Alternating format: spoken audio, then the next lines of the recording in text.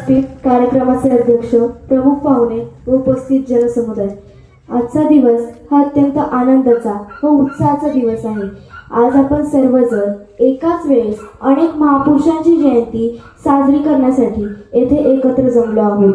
तथागत भगवान गौतम बुद्ध, छत्रपती शिवाजी महाराज, सम्राट अशोक, क्रांती सूर्य महात्मा ज्योतिबा फुले, क्रांती ज्योती सावित्रीबाई फुले, राजश्री शाहू महाराज, भारतरत्न डॉक्टर बाबासाहेब आंबेडकर व माता रमाई, माता भीमाई व आदी सर्व समाज सुधारकांना मी विनम्र अभिवादन करते.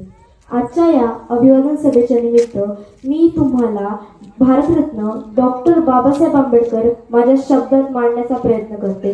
बाबासाहेब म्हणजे काय?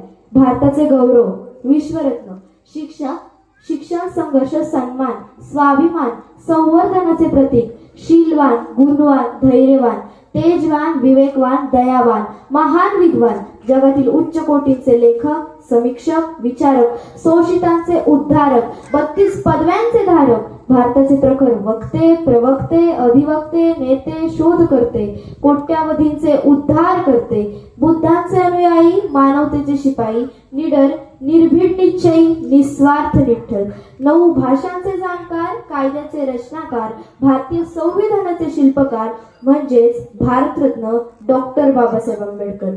शिक्षण, संघर्ष, सन्मान या तिन्ही शब्दात त्यांनी कोट्यावधी जीवनाचं सगळं सार मांडलं. अशा महामानवाला मी वंदन करते. लोक म्हणतात ते कायद्याचे रचनाकार होते, मी म्हणते ते अन्यायाविरुद्ध धगधगणारे मशाल होते. लोक म्हणतात ते संविधानाचे शिल्पकार होते, मी म्हणते ते देशातील शेवटच्या माणसाला माणूस म्हणून जगण्याचा अधिकार देणारे महान नेते होते. 32 पदव्यांचा डोंगर शिलावर पेलणारा हा विद्वान जेव्हा लंडनच्या लायब्ररीत तासन तास उपाशी पोटी अभ्यासात मग्न असायचे, तेव्हा त्यांच्या डोळ्यासमोर स्वतःचं करिअर नसून या देशातील शोषितांचं भविष्य होतं. 9 भाषांचे ते जाणकार, पण त्याची खरी भाषा एकच, मानवता. ज्या हातांनी कधी काळी काळाराम मंदिराचे दरवाजे ठोठावले, त्याच हातांनी देशाचे भाग्य लिहिले गेले. शिका, संघटित व्हा आणि संघर्ष करा.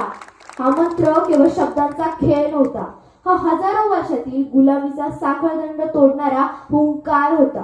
ते निडर होते कारण त्यांच्याकडे सत्याचं बळ होतं, ते निर्भीड होते कारण त्यांच्याकडे तर्काचं शस्त्र होतं, आणि ते विश्वरत्न ठरले कारण त्यांनी केवळ एका समाजासाठी नव्हे तर संपूर्ण मानवजातीसाठी आपले आयुष्य जिवले.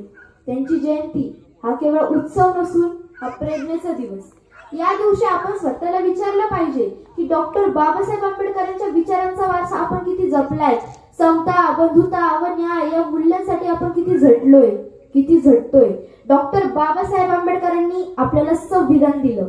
आता देश घडवण्याची जबाबदारी आपली आहे, आणि त्या सूर्यासारख्या प्रखर तेजाला, त्या ज्ञानाच्या अथांग सागराला आणि कोट्यावधीच्या उद्धारकर्त्याला मी नमन करते व तुम्हा सर्वांना संयुक्त जयंतीच्या हार्दिक शुभेच्छा.